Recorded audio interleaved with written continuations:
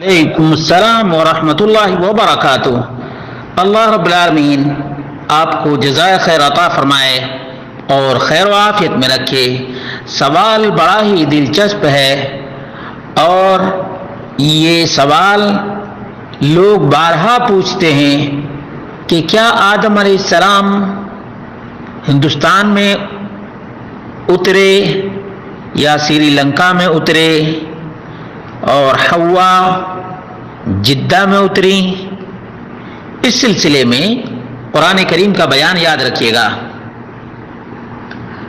فَأَزَلَّهُمَا الشَّيْطَانُ عَنْهَا فَأَخْرَجَهُمَا مِمَّا كَانَا فِيهِ وَقُلْنَا اهْبِطُوا بَعْضُكُمْ لِبَعْضٍ عَدُوٌّ وَلَكُمْ فِي الْأَرْضِ مُسْتَقَرٌّ وَمَتَاعٌ إِلَى حِينٍ۔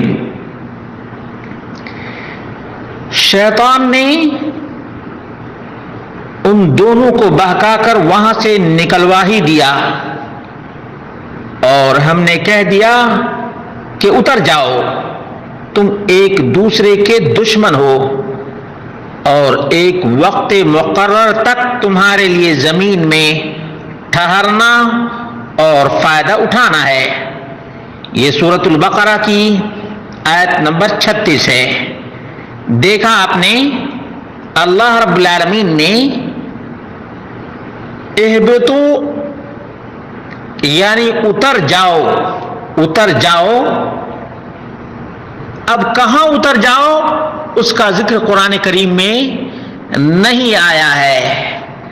اب جو کوئی بھی یہ کہتا ہے سری لنکا ہی میں اترے، ہندوستان ہی میں اترے یا جدہ ہی میں اتری یا دونوں کی ملاقات عرفہ میں ہوئی، یہ وہ باتیں ہیں جن کی کوئی ٹھوس اور مضبوط دلیل نہیں ہے۔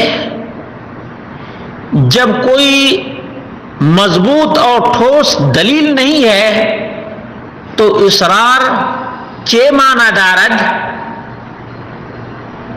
اور اس کے لیے بات کا بتنگا بنانا چے معنی دارد۔ اس سلسلے میں مفسرین نے لکھا ہے وَأَمَّا عَنِ الْمَكَانِ الَّذِي أُهْبِطَ إِلَيْهِ مِنَ الْأَرْضِ فَلَمْ يَذْكُرِ الْقُرْآنُ الْكَرِيمُ عَنْهُ شَيْئًا۔ کس جگہ آدم اور حوا روئے زمین پر اترے اس کا ذکر قرآن کریم میں بالکل نہیں ہے۔ کما لم یرد فی السنة النبویہ المرفوعہ من الاحادیث الصحیحہ ما یوضح ذلك، اور نہ صحیح مرفوع سنت مصطفیٰ سے ثابت ہے۔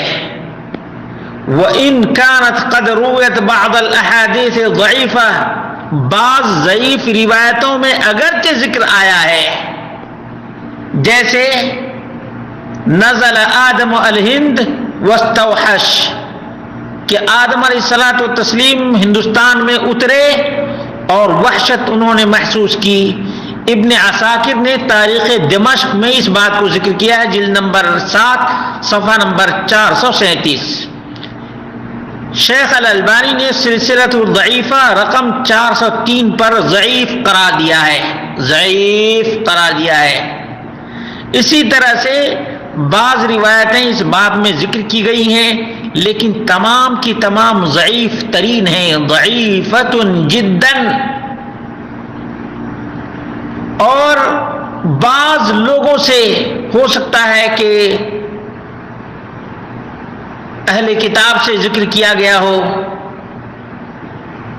یا کچھ لوگوں نے اپنی قیاس آرائی کی ہو، لیکن قرآن و سنت سے کوئی واضح صریح اور صحیح دلیل نہیں کہ آدم ہندوستان ہی میں اترے یا سری لنکا ہی میں اترے یا جدہ ہی میں حوا کا نزول ہوا، بالکل صریح کوئی دلیل نہیں ہے۔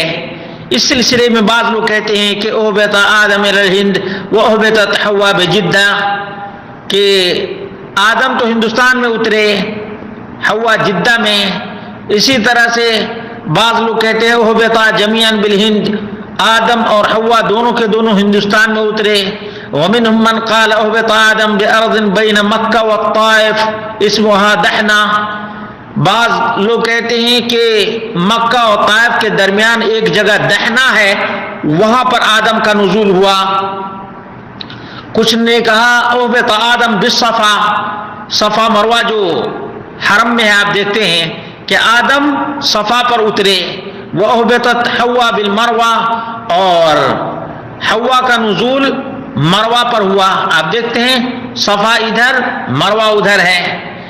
ابن کثیر کہتے ہیں، سدی سے ذکر کرتے ہیں، اہبطوا منها جميعا فهبطوا فنزل آدم بالهند ونزل معه الحجر الأسود وقبضة من ورق الجنة فبثه بالهند فنبتت شجرة الطيب فإنما أصل ما يجاء به من الهند من الطيب من قبضة الورق التي هبط بها آدم وإنما قبضها آدم أسفا على الجنة حين أخرج منها.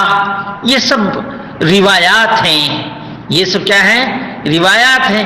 یہاں تک کہ ابن ابی حاتم حدثنا ابو زرع حدثنا عثمان بن ابی شیبہ حدثنا جریر عن عطاء عن سعید عن ابن عباس قال اهبط آدم علیہ السلام الى ارض يقال لها دحنا بین مکہ والطائف. دیکھیں عبداللہ بن عباس سے ذکر کرتے ہیں کہ دحنا کے مقام پر آدم کا نزول ہوا جو مکہ اور طائف کے بیچ میں ہے.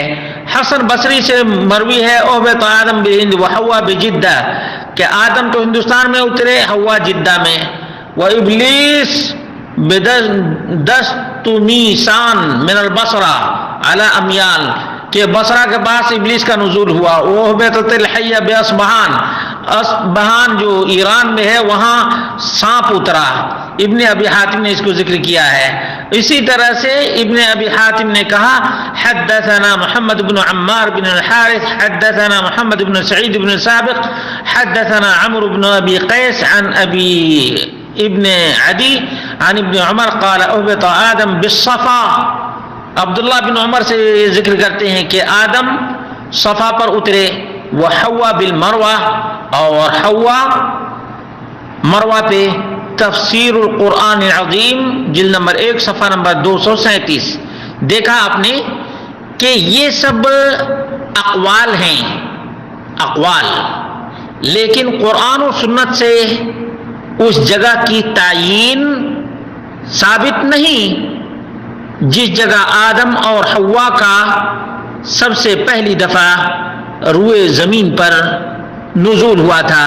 اس لیے اس سلسلے میں ضد نہ کریں، ورنہ لازم آئے گا کہ جس چیز کو اللہ اور اس کے رسول نے بیان نہیں کیا ہے ہم اس پر بضد ہیں، جو کہ ہٹ دھرمی کی علامت ہے. اللہ رب العالمین یہ باتیں سمجھنے کی توفیق عطا فرمائے، اور قرآن و سنت کی تعلیمات جس طرح سے مطلق ہیں ان کو مقید کرنے کی قطعاً ضرورت نہیں ہے.